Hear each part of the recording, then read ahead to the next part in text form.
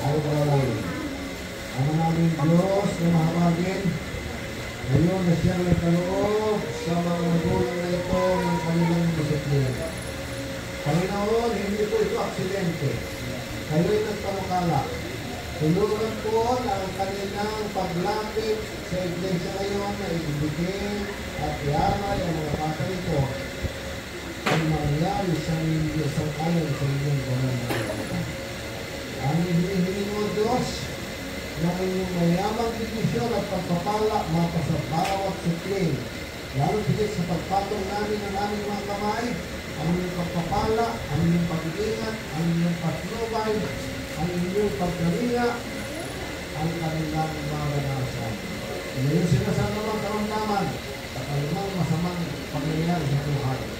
Ngayon po na sila lumaki sa ayon sa pangkala ng kalangitan.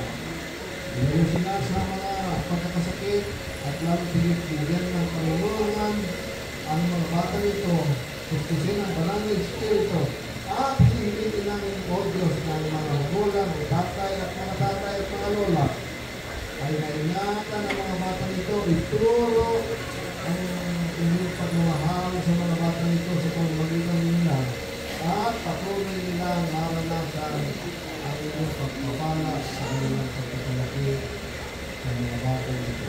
Kulayan ang mga magulang na ito, ito sa inyong biyaya at pinisyon at lalo tigit ang kalulungan ng kalangitan upang ang mga bata nito ipagabayan patungo sa inyong kahalan.